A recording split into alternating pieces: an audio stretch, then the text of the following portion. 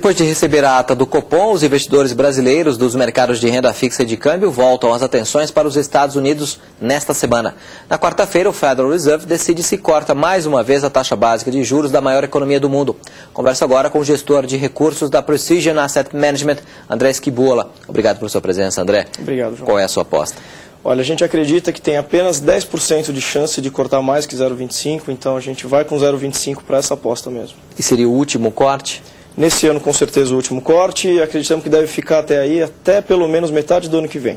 Então, em tese, aumenta a diferença de taxas entre o Brasil e os Estados Unidos. Por quanto tempo ainda a Selic fica estável aqui no Brasil, na sua avaliação? A Selic deve começar a cair, a gente acredita que a partir do final do segundo trimestre do ano que vem. Então, depois de abril, que a gente começa a ter de novo a retomada na queda da Selic. Portanto, teremos uma diferença maior de taxas entre Brasil e Estados Unidos, nos mercados, pelo menos até o início do segundo trimestre do ano que vem. A sua expectativa é de um aumento de fluxo de recursos para o Brasil? Sem dúvida, com a diminuição da taxa de juros lá fora, o investidor vai procurar realmente algum investimento que seja um pouco mais rentável e vai buscar os recursos fora dos Estados Unidos. Mesmo com o risco, a possibilidade de mais balanços saírem, mostrando que a crise de crédito imobiliário ainda afeta diversas instituições financeiras e empresas, isso não pode levar a um aumento da aversão ao risco e, por consequência, uma retração dos investidores em colocar dinheiro no Brasil? Eu acho que isso é um pouco mais difícil, porque justamente com essa perda, eles agora têm que buscar novas fontes de recurso para suprir essa perda que eles tiveram um tempo atrás.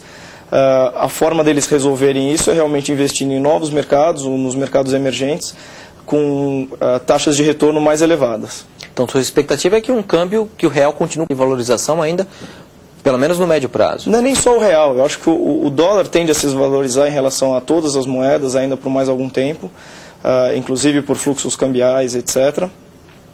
Mas, principalmente, o real deve se valorizar até mais ou menos 1,60, 1,70, com volatilidade, e deve fechar um ano perto de 1,80. Não acredito que ele deve fechar abaixo que isso. 1,60, 1,70 para o ano que vem, portanto? Não, até ainda vai ter variação esse ano, deve buscar novos patamares, deve ficar por volta de 1,70, 1,80 e fechando o ano com 1,80, a gente acredita. E a sua avaliação, então o Banco Central vai trabalhar um pouco mais aí até o final do ano, nesse período de volatilidade, inclusive para dar algum piso para o câmbio, ou não tanta volatilidade? Sem dúvida, acreditamos que ele vai trabalhar bastante, apesar de que as entradas que a gente tem visto, mesmo com volumes maiores, com swap reverso, etc., ele dificilmente muda o fluxo ou muda o direcionamento da moeda no dia. Mas ele com certeza vai entrar e vai buscar regular essa volatilidade. E com esse cenário, há ajustes grandes a serem feitos nas curvas de juros? Em que pontos a sua avaliação enxerga oportunidades boas de arbitragem nesse momento? Eu acredito que a partir do janeiro 9, janeiro 10, e eu não acredito que o mais longo ainda esteja com um prêmio significativo. Então, acho que entre o 8, um pouquinho mais para frente do 8, até o 10, tem alguma oportunidade ainda de ter ganho. Curto prazo, as oportunidades nela estão bastante fechadas? Eu acho que não está valendo muito a pena no curto prazo, não. Em termos de títulos do governo, sua avaliação é que também valem os papéis de mais longo prazo neste momento? Sim, sem dúvida. Os títulos do governo sempre foram uma boa oportunidade para você investir no longo prazo, e as taxas ainda estão atrativas. Muitas empresas brasileiras que foram ao mercado tendem agora a continuar projetos de expansão, e há uma expectativa de que as emissões, por exemplo, de debêntures no ano que vem sejam mais fortes do que foram este ano, ficaram bem abaixo dos números de 2006. Qual é a sua expectativa? Há demanda no mercado, o investidor, pessoa física, investidor institucional, por debêntures, por papéis de renda fixa do setor privado? A demanda ela não reduziu, na verdade. O que aconteceu foi uma migração um pouco para a renda variável, justamente buscando esse aumento de rentabilidade que a Bolsa tem proporcionado para os investidores.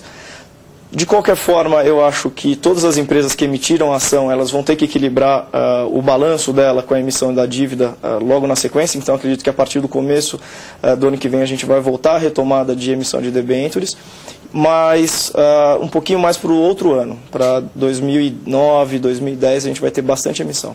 E com essa mudança de menos papel, menor predomínio de papéis públicos privados, mais papéis do setor privado, na sua avaliação, a diferença entre os fundos, entre as diferentes carteiras, tende a ficar maior. Quer dizer, a volatilidade vai ficar maior? A rentabilidade, com certeza, vai ficar maior, porque a gente vai procurar empresas que são de uma melhor qualidade de crédito, que pagam um spread, uma diferença entre taxas maior, e a avaliação de cada empresa em si vai fazer o diferencial entre os gestores que aplicam em títulos hoje. Sua Selic para o ano que vem, sua expectativa?